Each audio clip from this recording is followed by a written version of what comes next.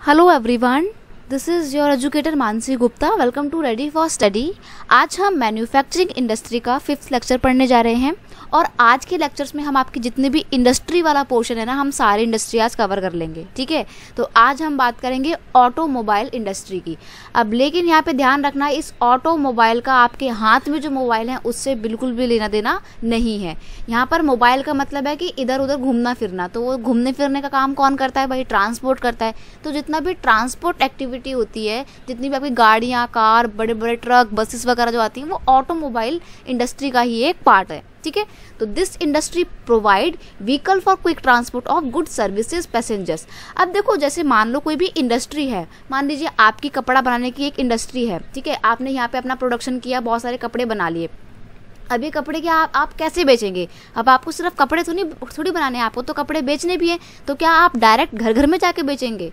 नहीं ना, ऐसा तो कर ही नहीं पाएंगे। तो क्या करना पड़ेगा आपको? आप बड़े लेवल पे जब आप बनाते हैं तो आपको वो अपना सारा सामान बना के ट्रांसपोर्ट करना पड़ेगा और अलग अलग डिस्ट्रीब्यूटर्स के पास, अलग अलग शॉप्स में अपना सामान पहुंचाना पड़ेगा, ताकि सब तक आपका सामान जो है पहुंच सके। तो ये जो आपकी कंपनी थी, यहाँ से यहाँ तक सामान पहुंचाने में किसका मेन रोल था? ट्रांसपोर्ट का मेन रोल था। तो ट्रांसपोर्ट जो है, यानी कि ऑटोमोबाइल इंडस्ट्री जो है, वो बहुत इंपॉर्टेंट है, क्योंकि it provide basis to the other industries. क्योंकि बेसिस है, उनका बेस प्रोवाइड करती है। अगर ट्रांसपोर्ट ही नहीं होगा तो वो इंडस्ट्री जो प्रोडक्शन कर रही है वो किस काम का है ना? तो ट्रांसपोर्ट बहुत ज़रूरी है। अब इसमें ऑटोमोबाइल इंडस्ट्री में कौन कौन आ जाएगा भाई? देखो, ट्रक्स आ जाएंगे, बसेस आ जाएंगी, कार आ जाएगा, मोटरसाइकिल्स आ जाएंगी, स्कूटर्स आ जाएंगे, थ्री व्हीलर्स मतलब आपके ऑटो वगैरह जैसी चीज़ें हो गई, इसमें 3 पहिए होते हैं, 3 व्हीलर्स आ जाएंगे। ठीक है, तो ये सब चीज़ें जो है किस में आती हैं? मैन्युफैक्चरिंग इंडस्ट्री में आती हैं, ऑटोमोबाइल सेक्टर में। ठीक है, अब देखो, अगर हम बात करें ऑटोमोबाइल सेक्टर की, तो ये लास्ट 15 ईयर्स में इसकी क्वांटम ग्रोथ देखने को मिली है। क्वांटम ग्रोथ का मतलब होता है एक रैपिड ग्रोथ देखने को मिली है। अब देखो, ये ग्रोथ कब से मिली है? जब से लिबरलाइजेशन की पॉलिसी आई। मैंने आपको लास्ट वीडियो में भी बताया था एलपीजी की पॉलिसी के बारे में। एलपीजी यहाँ पे क्या है? एलपीजी का मतलब लिबरलाइजेशन, और पी से है हमारा मतलब प्राइवेटाइजेशन, और जी से मतलब क्या है? हमारा ग्लोबलाइजेशन। तो 1991 में बच्चा, जब पीवी नरसिम्हा राव हमारे देश के प्रधानमंत्री थे, प्राइम मिनिस्टर थे, और उस टाइम पे हमारे फाइनेंस मिनिस्टर कौन थे? वो थे आपके मनमोहन सिंह। तो उस टाइम पे इन्होंने एलपीजी की पॉलिसीज इंट्रोड्यूस की थी, जिसमें हमने फ्री ट्रेड एक्टिविटी को अडॉप्ट किया था, यानी कि अपने देश का जो ट्रेडिंग एक्टिविटी थी उसको बाहर की कंट्रीज के साथ हमने जोड़ा था, और बाहर की कंट्रीज को बोला था कि हमारे देश में आके आप इन्वेस्टमेंट करिए। तो जब से एलपीजी की पॉलिसी हमने इंट्रोड्यूस करी है, तब से हमारी ऑटोमोबाइल इंडस्ट्री बहुत ही तेजी से ग्रो करी है। क्योंकि क्या हुआ? एलपीजी की पॉलिसी के बाद बाहर की कंट्रीज हमारे देश में आ रही हैं, अपनी प्रोडक्शन एक्टिविटी यहाँ पे स्टैब्लिश कर रही हैं, अपनी इंडस्ट्री लगा रही हैं। अब जर्मनी की गाड़ियाँ आपको बहुत आराम से देखने को मिल जाएगी। पहले तो आपको सिर्फ नॉर्मली एक ही गाड़ी देखने को मिलती थी इंडिया की, वो भी बहुत ही पुरानी टेक्नोलॉजी पे बेस्ड थी। लेकिन जैसे ही एलपीजी की पॉलिसी आई और हमारे को बाहर की कंट्री से कॉम्पिटिशन मिलने लगा, तो हमने क्या करा? अपनी टेक्नोलॉजी को भी और एडवांसमेंट करने की कोशिश करी। अब देख ही रहे हैं टाटा कितना तेजी से ग्रो करने वाली हमारी एक ऑटोमोबाइल इंडस्ट्री बन चुकी है। ठीक है, अब देखो, जैसे ही फॉरेन डायरेक्ट इन्वेस्टमेंट आई 1991 की एलपीजी पॉलिसी के बाद, तो क्या होता है? न्यू टेक्नोलॉजी आने लगी। ठीक है, and align the industry with the global development. और जैसे जैसे नई टेक्नोलॉजी आने लगी, हम जो है ग्लोबल डेवलपमेंट में अपनी इंडस्ट्री को उतारने लगे और एक टफ कॉम्पिटिशन का पार्ट बन गए हैं। और आज भी हम एक ग्लोबल मार्केट में कड़ी टक्कर दे रहे हैं। हमारी जो गाड़ियाँ हैं वो बहुत ज़्यादा पसंद करने वाली गाड़ियाँ बन गई है। टाटा का आपने नाम सुना ही है। ठीक है, अब अगर हम बात करें कि इंडस्ट्री ज़्यादातर कहाँ पर सेंट्रलाइज है, कहाँ पर ज़्यादातर लोकेटेड है, तो देखो, दिल्ली, गुरुग्राम यानी कि गुड़गांव, मुंबई, पुणे, चेन्नई, कोलकाता, लखनऊ, इंदौर, हैदराबाद, जमशेदपुर, बेंगलुरु जो है इसके मेन सेंटर है। मानेसर जो है यहाँ पे मैं इसमें नहीं दिया हुआ, लेकिन मानेसर जो है पूरा ऑटोमोबाइल सेक्टर से ही जो है वो घिरा पड़ा है। गुरुग्राम नहीं आएगा, क्योंकि गुरुग्राम में तो आपका सारा एमएनसी वगैरह देखने को मिल जाएंगी, बल्कि मानेसर आएगा यहाँ पे। लेकिन आपकी बुक में गुरुग्राम दिया हुआ है, तो you will go with the NCERT, so you will have to write Gurugram in your exam. ठीक है, और जितने भी ये नाम मैंने आपको बताए, इनको बहुत ही ध्यान से मैप में भी प्लॉट करना सीख लो, क्योंकि मे बी आपके मैप वर्क जो आएगा वो इन्हीं से आएगा कि ऑटोमोबाइल सेक्टर इंडस्ट्री कहाँ पर सबसे ज़्यादा है। तो आपको यहाँ पे जो भी वो आपका आएगा भरने के लिए, वो आपको फिल करना पड़ेगा। ठीक है, तो अगर हम बात करें ऑटोमोबाइल सेक्टर के सेंटर्स कितने कितने हैं, तो 15 manufacturers of the passenger car and multi utility vehicles, यानी कि 15 मैन्युफैक्चरिंग इंडस्ट्री ऐसी हैं जहाँ पे कार्स वगैरह बनाई जाती हैं, और ये बहुत ही बड़े लेवल पे स्केल की जाती हैं। ठीक है, 5 जो है वो कमर्शियल व्हीकल्स बनाने वाली इंडस्ट्री हैं, and 14 of 2 are and 3 wheelers, यानी कि जो 14 में से हर दूसरी इंडस्ट्री जो वो क्या काम कर रही है, वो 3 व्हीलर्स बनाने का काम कर रही है, यानी कि ऑटो बनाने का काम कर रही है। तो ये थी आपकी ऑटोमोबाइल इंडस्ट्री, काफ़ी तेज़ी से ग्रो करने वाली इंडस्ट्री ये हो गई है आपकी। ठीक है, बढ़ते हैं नेक्स्ट इंडस्ट्री की तरफ। नेक्स्ट इंडस्ट्री आपकी क्या रहेगी? नेक्स्ट इंडस्ट्री है आपकी IT इंडस्ट्री। बहुत सारे बच्चों को तो उसके बारे में बहुत कुछ पता ही होगा। ठीक है, हाँ, तो इंफॉर्मेशन टेक्नोलॉजी इंडस्ट्री या इलेक्ट्रॉनिक इंडस्ट्री, देखो दोनों काफ़ी हद तक सिमिलर हैं। पेपर में इसमें एक क्या कहते हैं शॉर्ट नोट आ जाएगा कि भाई 4 मार्क्स का तो क्वेश्चन आएंगे नहीं, 3 मार्क्स का आएगा, तो 3 मार्क्स का एक शॉर्ट नोट लिखना पड़ेगा। तो जितना ये लिखा हुआ ना, it is very sufficient for your 3 marks question. Okay, अब मैं आपको ये एक्सप्लेन कर देती हूँ क्या है इसमें। तो सबसे पहली बात, IT इंडस्ट्री में क्या क्या चीज़ें आती हैं।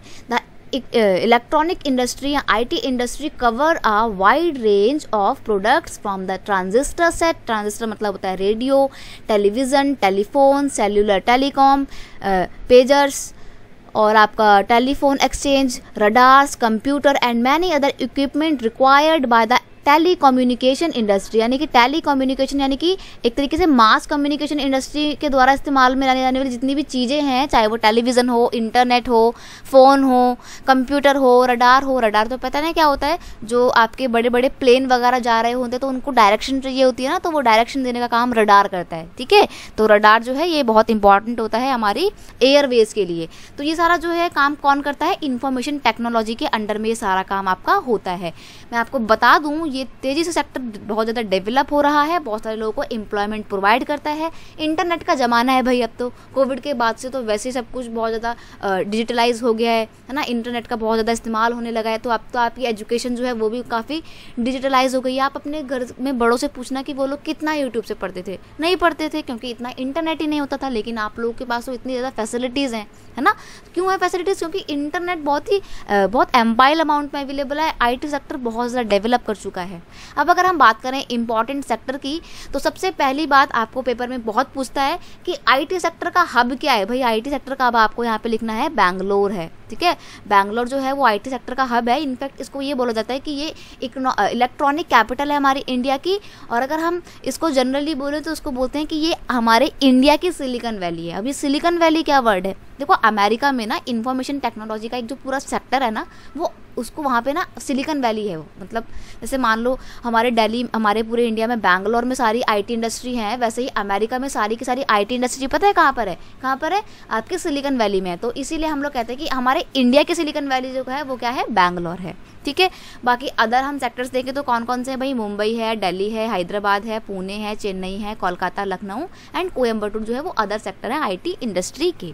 ठीक है, हालांकि बैंगलोर, नोएडा, मुंबई, चेन्नई जो है वो इसके मेजर सेक्टर है। तो आपको ये मेजर सेक्टर तो ज़रूरी याद करने हैं। ठीक है, अब अगर हम बात करें एम्प्लॉयमेंट जनरेशन की, तो ये इंडस्ट्री भर के एम्प्लॉयमेंट प्रोवाइड करती है। और मेन बात यह है कि इसमें काम करने वाली 30% क्या है? विमेंस हैं। तो इसको ऐसे समझो कि जैसे मान लो 100% लोग इस इंडस्ट्री में अगर काम करते हैं तो उसमें से सिर्फ 30% जो है वो कौन है? विमेन है। तो इसके लिए यहाँ पे ताली बजनी चाहिए कि ये क्या कर रहा है? जेंडर एम्पावरमेंट का एक बहुत बड़ा काम कर रहा है। ठीक है, इसके साथ ही साथ देखो यहाँ पर ना BPO का सेक्टर बहुत डेवलप हो रहा है। BPO का मतलब होता है बिजनेस प्रोसेसिंग आउटसोर्सिंग।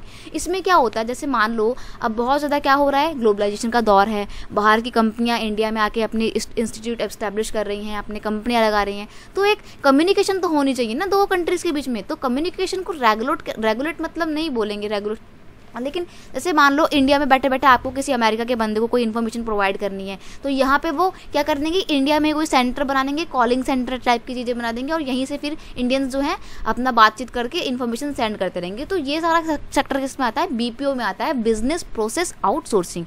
और ये भी IT सेक्टर जैसे जैसे डेवलप हो रहा है वैसे ही BPO का सेक्टर भी बहुत डेवलप हो रहा है। आप लोगों ने जनरली बहुत सुना होगा कॉलिंग की जॉब बहुत ज़्यादातर लोगों को ज़बरदस्त तरीके से मिलती हैं।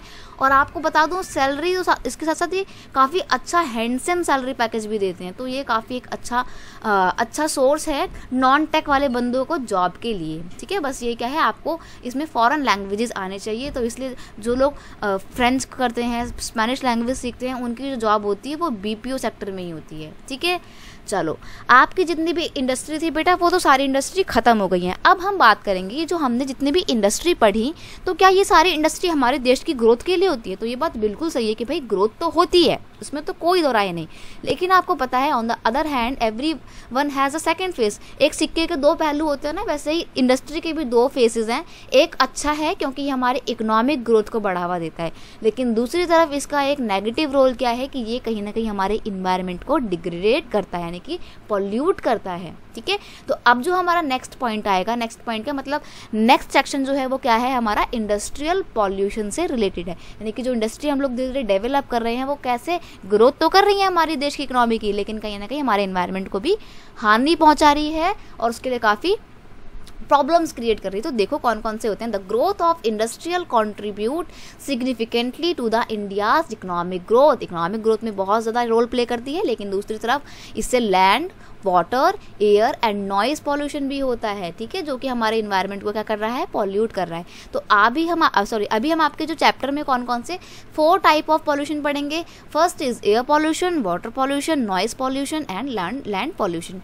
तो हम क्या करेंगे ना, सेपरेटली डिस्कस करेंगे। आप लोग ध्यान से सुनते रहना, क्योंकि क्या होता है पेपर में आपसे पूछ लेगा कि कौन कौन से ऐसे रीज़न है जिसकी वजह से एयर पॉल्यूशन हो रहा है, and what are the ways to control और to check the air pollution. आपसे वेज भी पूछेगा, तरीके पूछेगा एयर पॉल्यूशन को कम करने के।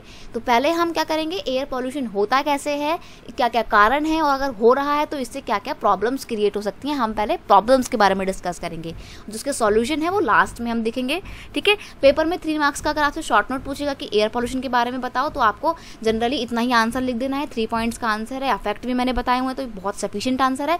लेकिन अगर आपसे इन जनरल पूछे तो वहाँ पे आपको सारे के सारे पॉल्यूशन जितने भी हैं, जैसे कि एयर पॉल्यूशन है, वाटर पॉल्यूशन है और लैंड पॉल्यूशन है, नॉइज पॉल्यूशन, आपको you will have to define all the 4 pollution. ठीक है, चलो अब हम पहले एयर पॉल्यूशन की बात करते हैं।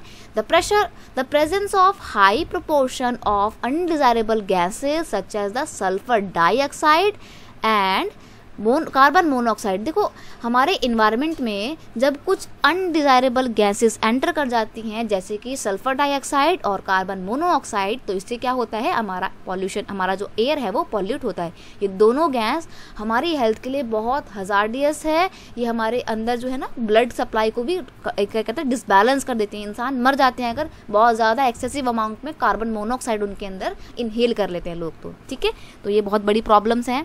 Smoke is emitted by the chemical and paper factories, bricks kilns और the refineries and smelting plant। अब ये देखो क्या हो रहा है, बड़ी बड़ी इंडस्ट्री होती है, जैसे मान लो ये बड़ी बड़ी इंडस्ट्री हैं, ठीक है। अब इन इंडस्ट्री में क्या लगा होता है भाई, चिमनियाँ लगी होती हैं, और इस चिमनी से क्या निकल रहा होता है भाई, धुआं निकल रहा होता है। तो ये धुआं क्या करता है, हमारे आसपास के एनवायरनमेंट को पॉल्यूट करता है।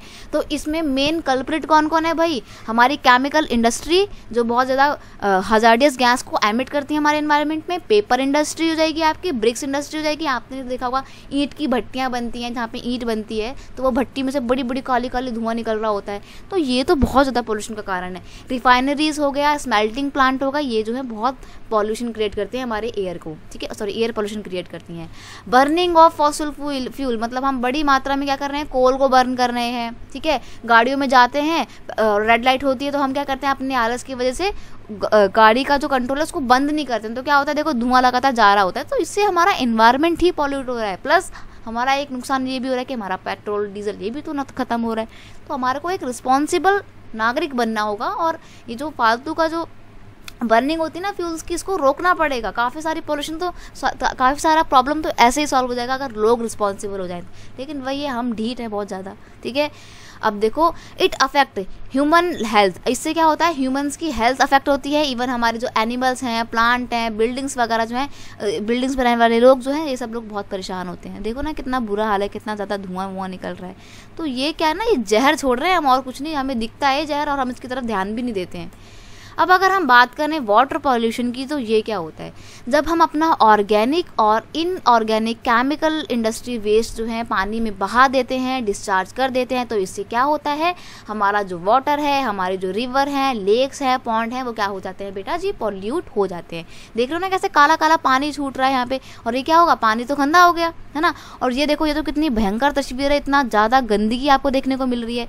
ये सब कुछ क्या है, वाटर पॉल्यूशन है। अब वाटर पॉल्यूशन में मेन मेन कल्प्रिट कौन है, मतलब मेन ऐसी कौन कौन सी इंडस्ट्री हैं जो वाटर पॉल्यूशन में अपना बहुत ज़्यादा इंपॉर्टेंट मेन कंट्रीब्यूशन करती हैं। तो देखो बेटा, सबसे पहली बात paper industry, pulp, chemical, textile and dyeing, dyeing मतलब वही कपड़ों को कलर करने वाला dye industry, petroleum refineries, tanneries. देखो टेनरीज क्या होता है, आपने देखा होगा यूपी वगैरह में चमड़े की इंडस्ट्री होती है, तो चमड़ा जब बनाते हैं ना तो एक काले रंग का ना गंदा सा पानी निकलता है, ब्लैक कलर का सब्सटेंस निकलता है, उस सब्सटेंस को ना गंगा नदी में बहा दिया जाता है। तो इससे क्या होता है, ये बहुत ज़्यादा पॉल्यूशन क्रिएट करता है हमारी गंगा नदी में। तो नमामि गंगे जो प्रोग्राम लाया गया था ना, उसमें वो टेनरीज की प्रॉब्लम को सॉल्व करने पर बहुत ज़्यादा जोर दिया गया था। और फिर आपका इलेक्ट्रोप्लेटिंग, इलेक्ट्रोप्लेटिंग क्या होता है, आजकल आप लोगों ने देखा होगा आपके जो फ़ोन के कवर होते हैं, इसमें बड़े प्यारे प्यारे कवर होते हैं ना, कितना बड़ा सा डिज़ाइन बना होता है, ये इलेक्ट्रोप्लेटिंग होते हैं, ठीक है। और ये जो इलेक्ट्रोप्लेटिंग होती है, ये इलेक्ट्रॉनिक प्लेट चढ़ाई जाती है अलग अलग इक्विपमेंट्स में, इससे भी बहुत ज़्यादा पॉल्यूशन होता है। बहुत ज़्यादा जो वेस्ट मटेरियल निकलता है ना, वो हम लोग पानी में बहा देते हैं, तो पानी की जो प्रॉब्लम होती है वो सब कुछ इसकी वजह से होती है। तो ये तो था आपका इनऑर्गेनिक। अगर हम बात करें ऑर्गेनिक की, तो जो गन्ने का मैंने आपको बताया था ना, शुगर इंडस्ट्री में क्या होता है, जब शुगर इंडस्ट्री में शुगर केन से उसका रस निकाला जाता है, तो जो बैगीज बच जाते हैं, उसका जो वेस्ट मटेरियल बच जाता है, उसको प्रॉपर तरीके से डिस्पोज करने की हमारे पास फैसिलिटी नहीं है, तो हम उसको क्या करते हैं, पानी में डंप कर देते हैं, फेंक देते हैं। तो पानी खराब हो रहा है हमारा, ठीक है। हम लोग क्या कर रहे हैं भाई, मरकरी हो गया, पेस्टिसाइड्स, मतलब जो आपकी जो फसलें वगैरह होती है उसमें कीड़ों से बचाने के लिए फसल को पेस्टिसाइड्स डालते हैं। वो पेस्टिसाइड क्या होता है, मिट्टी में जाते हैं और फिर मिट्टी से वो पानी के थ्रू रीज के पानी में चले जाते हैं, तो हमारा वाटर पॉल्यूशन होता है। याद रखना, जो सॉइल पॉल्यूशन है और वाटर पॉल्यूशन है वो काफ़ी ज़्यादा इंटर रिलेटेड है। अभी आपको आगे मैं और अच्छे तरीके से इसको बताऊंगी, ठीक है। हम क्या करते हैं भाई, वाटर बॉडीज़ में अपना प्लास्टिक हो गया, कार्बन हो गया, रबड़ वगैरह, इनको बहा देते हैं, केमिकल्स को बहा देते हैं। इन सब से क्या हो रहा है, हमारा वाटर पॉल्यूशन हो रहा है। इनको जल्दी से जल्दी रोकना पड़ेगा। हम क्या करते हैं, फ्लाई एशेस होती हैं, इवन हम लोग तो इतनी ज़्यादा नालायकी करते हैं, डेड बॉडीज़ होती हैं उनको जलाते हैं, जलाने के बाद राख कहाँ करते हैं, अस्थियाँ कहाँ बहाते हैं, पानी में बहाते हैं। तो इससे भी तो वाटर पॉल्यूशन हो रहा है ना। तो ये सब चीज़ें हैं जो हमारी खुद का जो कल्चर है ना बेटा, वो भी कहीं ना कहीं वाटर को पोल्यूट करने में बहुत ज़्यादा रोल प्ले करता है। देखो, अगर हम बात करें यूरोप की, यूरोप के लोग अपनी नदी को माता नहीं मानते हैं, जैसे कि इंडिया के लोग गंगा नदी को गंगा माता मानते हैं, यमुना माता मानते हैं, पूजा करते हैं। पूजा तो करते हैं लेकिन ध्यान नहीं रखते, गंदगी करते हैं। लेकिन अमेरिका के लोग, बाहर की कंट्री के लोग, वेस्टर्न लोग क्या करते हैं, अपनी नदियों की पूजा नहीं करते, माता नहीं मानते, लेकिन एटलीस्ट उसको वो लोग साफ करते हैं। तो वो लोग हमसे ज़्यादा अच्छी पोजीशन में एक बार को देखा जाए तो हमें भी यही करना है कि अपनी नदियों की रक्षा करनी है, उनको गंदा होने से बचाना है। अब अगर मैं आपको बता दूं थर्मल पॉल्यूशन क्या होता है, तो देखो ये भी एक तरीके का ना वाटर पॉल्यूशन ही है। अब जो बड़े बड़े आपकी फैक्ट्रीज होती हैं, थर्मल पावर प्लांट होते हैं, न्यूक्लियर पावर प्लांट होते हैं, इनका जो वेस्ट मटेरियल होता है, ये लोग क्या करते हैं, वो गंदा पानी जो इनका निकल रहा होता है, गर्म पानी जो होता है, इसको ये लोग पानी में डंप कर देते हैं, ड्रेन कर देते हैं, drain into the water bodies and the ponds before cooling. मतलब बिना ठंडा किए उस गर्म पानी को जब आप पानी में बहा देते हैं, तो इससे क्या होता है, जो पानी है ना बेटा जी, वो भी क्या हो जाएगा, गर्म हो जाएगा।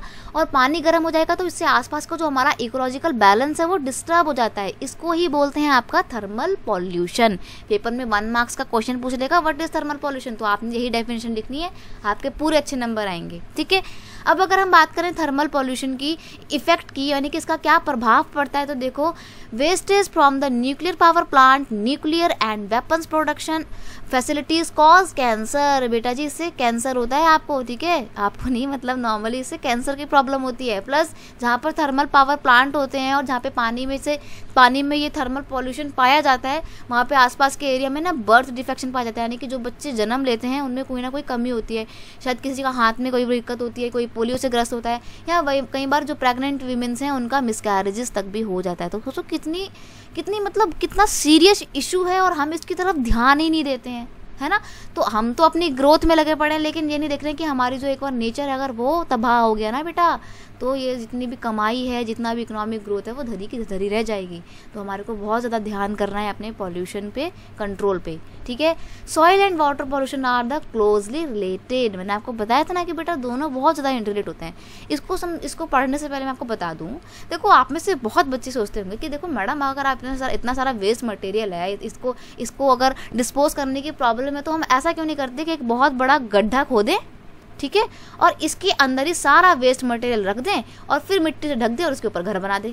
आप तो ये सोचते होंगे, लेकिन आपने कभी सोचा कि अंदर जो वेस्ट मटेरियल गया इसका क्या होगा, आपने कभी सोचा है इसको तो आपने सोचा ही नहीं होगा। देखो क्या होता है, हम अपना यहाँ पे वेस्ट मटेरियल डालते हैं। अब जब बारिश होगी तो क्या होगा, बारिश का पानी इसके अंदर जाएगा। अब बारिश का पानी जब इस वेस्ट से मिलेगा तो क्या होगा, पानी भी पॉल्यूट होगा और मिट्टी तो पॉल्यूट ऑलरेडी हो ही चुकी है उस कचरे से। तो जो पानी था रीस के गया, वो उस कचरे में मिलके पानी भी गंदा हो गया और वो पानी धीरे धीरे मट्टी से रीस के जाएगा कहाँ पे, ये पानी जाएगा नदी तालाबों में। तो हमारा जो नदियाँ हैं, हमारे जो वाटर बॉडीज है वो भी पॉल्यूट होंगी।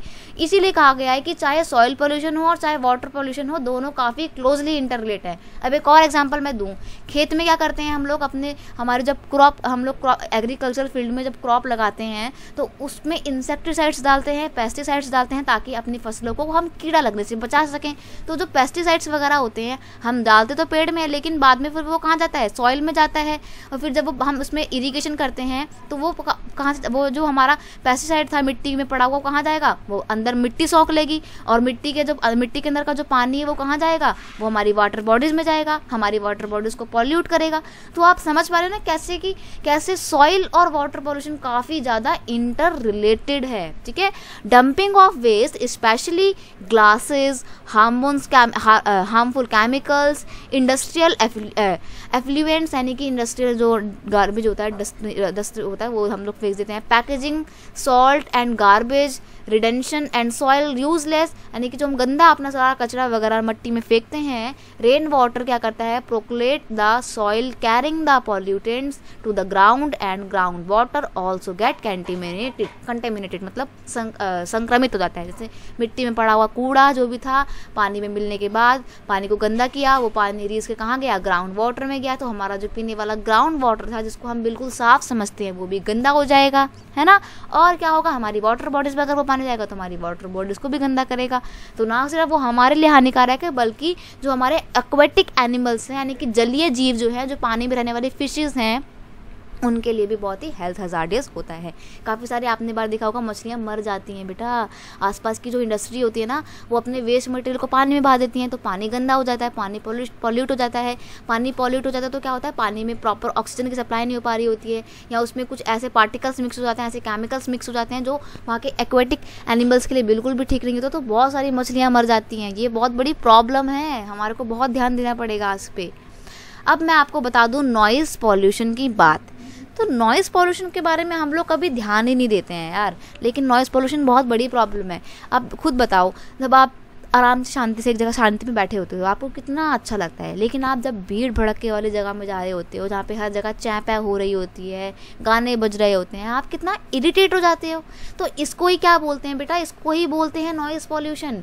Noise pollution not only result in irritation and anger, it can also cause hearing impairment, यानी कि ये सिर्फ इरिटेशन ही क्रिएट नहीं करता है बल्कि हमारी सुनने की जो एक पावर है, कैपेसिटी है, क्षमता है, उसको भी काफ़ी हद तक प्रभावित करता है। इवन जो आजकल आप देख रहे हो ना, हार्ट अटैक के बहुत ज़्यादा प्रॉब्लम्स बढ़ती जा रही हैं, लोगों को हार्ट अटैक आ रहे हैं, वो सब कुछ नॉइज़ पोल्यूशन की वजह से हो रहा है। आजकल का जो आसपास का इन्वायरमेंट है ना, वो उतना शांत नहीं है जितना आपकी गाँव की ज़िंदगी में हुआ करता था। ठीक है, गाँव के लोगों को ना शहरों में आकर रहना इसीलिए पसंद नहीं, क्योंकि वो बोलते हैं कि यार एक तो पूरा बंद है, खुली हवा नहीं मिलती, प्लस इतना ज़्यादा शोर होता है, एक शांति भरा वातावरण नहीं मिलता है हमारे को शहरों में। इसीलिए क्योंकि गाँव में बहुत शांति है, गाँव के लोग इसीलिए बहुत ज़्यादा हेल्दी रहते हैं। ठीक है, ब्लड प्रेशर की प्रॉब्लम्स आजकल बढ़ती जा रही है, डायबिटीज़ की प्रॉब्लम बढ़ती जा रही है ना, साइकोलॉजिकल इफेक्ट्स यानी कि मेंटली लोग डिस्टर्ब होने लगे हैं, वो सब कुछ नॉइज़ पॉल्यूशन की वजह से ही हो रहा है। ठीक है, unwanted sound is an irritant and the source of stress, चिंता का एक बहुत बड़ा कारण है। देखो, अगर शांति मिलेगी तो मन शांत रहेगा, मन शांत रहेगा तो आप सो जाएंगे, और सो जाएंगे तो कुछ फालतू सोचेंगे नहीं। अब अगर आपको शांति नहीं मिलेगी, आप सो नहीं पा रहे हैं, आपकी नींद पूरी नहीं हो रही है, आप स्ट्रेस ले रहे हैं किसी चीज़ का, तो आप क्या होगा, मेंटली डिस्टर्ब तो होगे ही होगे। ठीक है, पागल हॉस्पिटल चले जाओ, वहाँ पे कितनी लंबी लंबी लाइनें लग रही हैं। क्यों बेटा जी, आजकल बहुत ज़्यादा स्ट्रेस है लोगों की ज़िंदगी में, कोई भी खुश नहीं है अपनी ज़िंदगी से। ठीक है, और उसका पीछे रीज़न पता है क्या है, हमारी भाग दौड़ भरी ज़िंदगी। हम सिर्फ क्या चाहते हैं, हम सब बहुत सारा पैसा चाहते हैं, लेकिन हमारे मन की शांति हम में से कोई भी नहीं चाहता है। आप अपने दोस्तों को देखिए, कौन खुश है यार, कोई भी खुश नहीं है आज के टाइम पे। ठीक है, लेकिन क्या कर सकते हैं यार, ये तो आज की लाइफ का एक दस्तूर चला आ रहा है। Industrial and construction activities, machinery, factories, equipment, generators, saws and the pneumatic and electric drills, मतलब वही यार कंस्ट्रक्शन एक्टिविटी होती है, खड़पड़ आवाज़ आने लग जाती है, बहुत ज़्यादा तेज मशीनें चल रही होती हैं, इन सब से क्या होता है, नॉइज़ प्रॉब्लम होती है, नॉइज़ पोल्यूशन होता है। आपने देखा होगा हॉस्पिटल वगैरह में और स्कूल वगैरह में क्या होता है ना, ये ज़ीरो नॉइज़ एरिया होता है, यानी कि यहाँ पर हॉन्किंग की और हॉर्न बजाने पे बिल्कुल कम्प्लीटली बैन लगा होता है। ऐसे करके एक पोस्टर वो भी तो बना होता है यार, ऐसे करके एक होता है, ऐसा करके बना हुआ होता है ना, एक वो क्या कहते हैं, सिंबल बना होता है ना रोड के पास में कि यहाँ पर नो हॉन्किंग जोन है, क्योंकि आगे स्कूल है या आगे हॉस्पिटल है। तो क्यों? क्योंकि अगर आप बहुत ज़्यादा शोर करेंगे तो हॉस्पिटल में जो लोग हैं उनको प्रॉपर रेस्ट नहीं मिल पाएगा, रेस्ट नहीं मिल पाएगा तो वो कम्प्लीटली हील नहीं कर पाएंगे। सिमिलरली अगर आप बहुत ज़्यादा शोर मचाएंगे तो आप क्लास में कैसे पढ़ेंगे, क्योंकि टीचर्स आप कुछ बोलेंगे आप सुन नहीं पाएंगे, आप कुछ बोलेंगे तो टीचर्स नहीं सुन पाएंगे, तो एक जो कम्युनिकेशन है वो स्टैब्लिश नहीं हो पाएगा। तो नॉइज़ पोल्यूशन भी एक बहुत बड़ी प्रॉब्लम है जिसकी तरफ हमारे को ध्यान देने की बहुत ज़रूरत है। अब हमारे जितने भी पॉल्यूशन थे बेटा जी वो कंप्लीट हो चुके हैं। अब लास्ट का पोर्शन बचा है कि जो इतने सारे पॉल्यूशन हमने बात करी, इसको कंट्रोल करने का क्या तरीका है, हम उस पर बात करेंगे अब, ठीक है। तो चलो स्टार्ट करते हैं। Some suggestion to reduce the industrial pollution of fresh water are.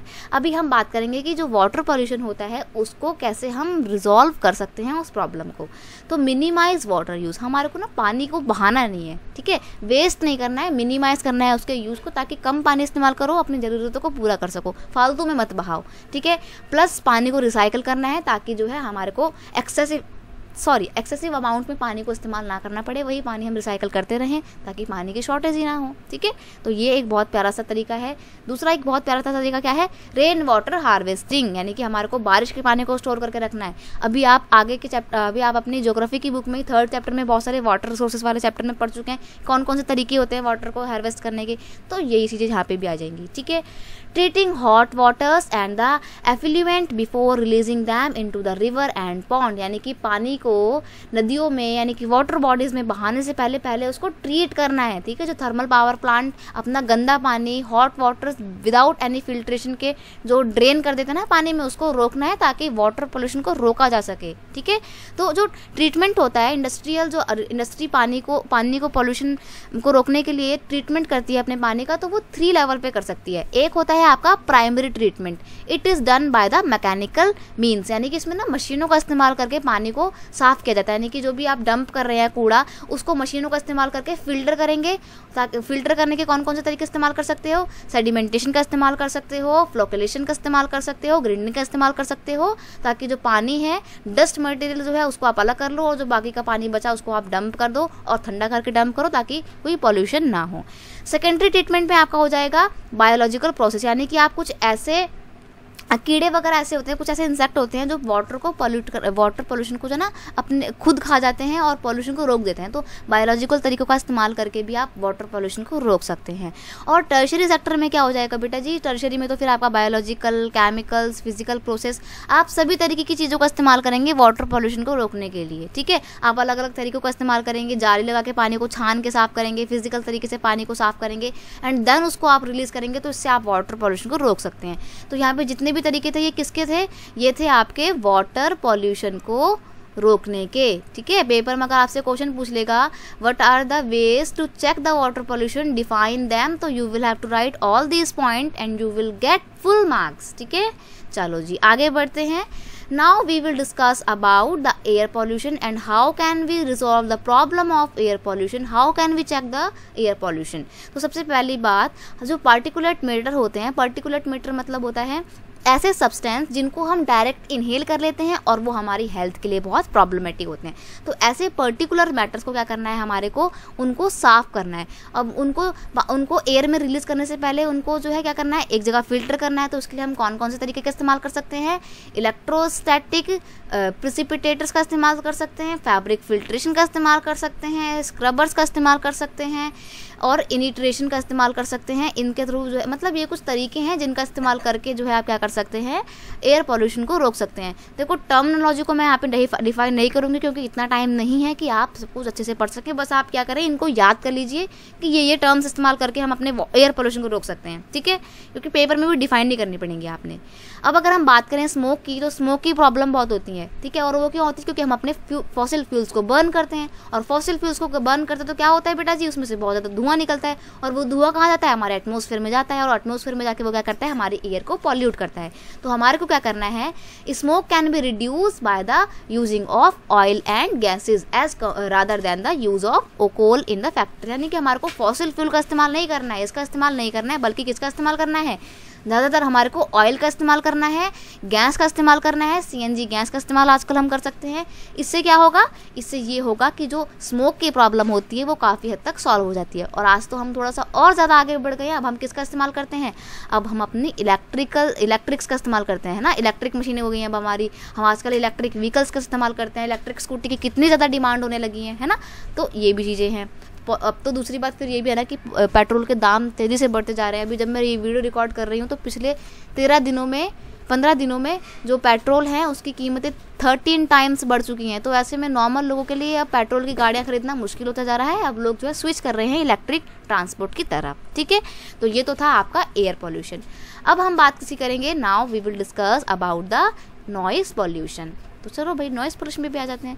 Noise pollution को कम करने के लिए हम क्या कर सकते हैं, जो मशीन है हमारी, जो आउटडेटेड मशीनें हैं उनको चेंज कर सकते हैं। देखो इसमें खर्चा जरूर आएगा, मैं मानती हूँ खर्चा आएगा भाई, नई मशीनें लाने में खर्चा तो आएगा, लेकिन लॉन्ग टर्म के लिए देखो ना, आपके जो वर्कर्स हैं उनकी हेल्थ पे नेगेटिव इम्पैक्ट नहीं पड़ेगा ना, आप खुद भी ज़्यादा परेशान नहीं होंगे, पॉल्यूशन भी क्रिएट नहीं करेंगे, और आप अपने आसपास के इन्वायरमेंट को पॉल्यूशन फ्री रखने में कंट्रीब्यूट करेंगे। भगवान भी आपको जो है बहुत बहुत दुआएं देंगे इसके लिए। ठीक है, तो machinery and equipment can be used and generate should be fitted and with the silencer. यानी कि इसमें जो जनरेटर्स वगैरह हम जो फिट करेंगे वो कैसे होने चाहिए, उसमें साइलेंसर लगा होना चाहिए, ताकि मशीनों के चलने के बाद वो खटर पटर की जो आवाज़ें आती है उसको रोक सकें। ठीक है, दूसरा तरीका ये भी है कि हम नॉइस एब्जॉर्बिंग मटेरियल को यूज़ कर सकते हैं। आजकल तो मॉडर्न टेक्नोलॉजी का ज़माना है, तो हम क्या करते हैं भाई, नॉइस एब्जॉर्ब करने वाले कर्टेंस का इस्तेमाल करते हैं, फर्श होता है ऐसा फ्लोर इस्तेमाल कर सकते हैं जो नॉइस को एब्जॉर्ब कर ले, तो इससे नॉइस पॉल्यूशन को हम काफ़ी हद तक रोक सकते हैं। ठीक है, या फिर अगर हम पर्सनल इस्तेमाल की बात करते हैं तो पर्सनल यूज़ के लिए हम ईयर प्लग्स का इस्तेमाल कर सकते हैं,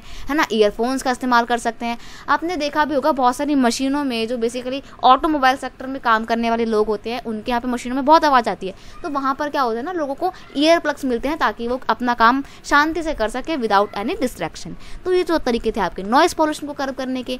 आपने पता अपनी बुक से पढ़ेंगे, बुक से तो चैप्टर आपको पढ़ना ही पढ़ना है, उसके लिए तो मैं बोलूँगी कि मैं जितना भी आपको अच्छे से पढ़ा दूँ, लेकिन बुक से तो आपने ही रीड करना पड़ेगा, मैं बस आपको समझा सकती हूँ। नॉइस पोल्यूशन जो आपको दिया है, मतलब आपकी बुक में जो पूरा ये पोर्शन दिया हुआ है ना, ये पूरा खिंच करके दिया हुआ है, वहाँ पे आपको खुद से सेपरेट करना है। लेकिन यहाँ पर एक हेल्प मैंने कर दी है कि मैंने आपको ना अलग से पढ़ा दिया कि भाई वाटर पोल्यूशन को कंट्रोल करने का तरीका मैंने अलग से बता दिया है, एयर पोल्यूशन को कंट्रोल करने का मैंने तरीका अलग से बता दिया है, यहाँ पर मैंने आपको नॉइस पोल्यूशन का बता दिया। तो ये इससे एक आपको काफ़ी हेल्प मिल सकती है। तो अगर आपको ये सेशन अच्छा लग रहा है, इसे अपने दोस्तों के साथ भी शेयर करते जाइए, ठीक है, ताकि उनका भी एक हेल्प मिल सके, उनको एक भला हो सके। अब अगर हम बात करें जो आपका NTPC है, ये NTPC नाम की जो एक गवर्नमेंट बॉडी है, इसका क्या रोल है, हम ये बात करेंगे। तो describe the ways by which the NTPC has preserve the natural environment and other resources like water. तो इसका आंसर देखो, पेपर में क्वेश्चन पूछ सकता है 5 मार्क्स का। देखो यहाँ पे आपको सबसे पहले NTPC की ना फुल फॉर्म समझनी पड़ेगी। NTPC क्या होता है, NTPC का फुल फॉर्म है नेशनल थर्मल पावर कॉरपोरेशन। ठीक है, तो ये आपकी NTPC की फुल फॉर्म है।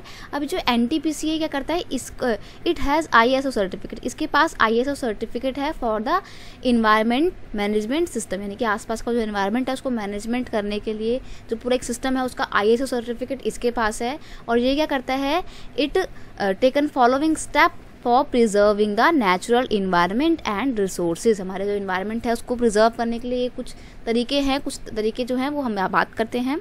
तो सबसे पहली बात, optimum utilisation of equipment, adopting latest technologies and upgrading existing equipment. मतलब वही आउटडेटेड टेक्नोलॉजी का इस्तेमाल करने की बजाय instead of choosing outdated technology we need to introduce latest technology which are very in advance. ठीक है, और अगर एडवांस टेक्नोलॉजी तो क्या होगा भाई, उसमें साइलेंसर वगैरह लगे होंगे, नॉइस पोल्यूशन नहीं करेंगे, एयर पोल्यूशन नहीं करेंगी। ठीक है, तो ये करना है हमारे को। सबसे पहली बात, खर्चा आएगा लेकिन सस्टेनेबल डेवलपमेंट के लिए बहुत ज़रूरी है। सस्टेनेबल डेवलपमेंट क्या होता है, यानी कि प्रेजेंट की ग्रोथ को ध्यान में रखते हुए, प्रेजेंट की ग्रोथ को आगे बढ़ाते हुए हमारे को अपनी आने वाले जनरेशन का भी ध्यान रखना है, उसके एक फ्यूचर, सिक्योर फ्यूचर का भी हमारे को ध्यान रखना है। इसको ये बोलते हैं सस्टेनेबल डेवलपमेंट। तो सस्टेनेबल डेवलपमेंट के लिए हमारे को ये लेटेस्ट टेक्नोलॉजी को अपनाना ही पड़ेगा, ठीक है। Minimising the waste generated by the maximising ash utilisation, यानी कि देखो क्या करना है आपको, जो वेस्ट है ना उसको मिनिमाइज करना है, जो वेस्ट मटेरियल निकल रहा है उसको आपने मिनिमाइज करने की पूरी कोशिश करनी है, और जो एशेज हैं उसको आपको यूज़ करना है, मैक्सिमाइज उसको यूटिलाइज करना है मैक्सिमम।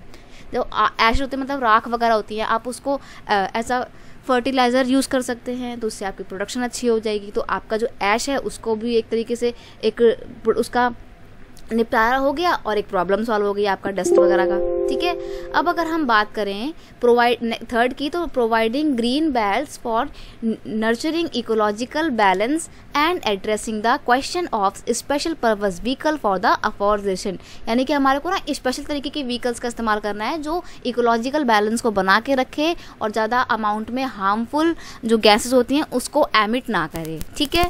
अब नेक्स्ट है रिड्यूसिंग इन्वायरमेंट पॉल्यूशन,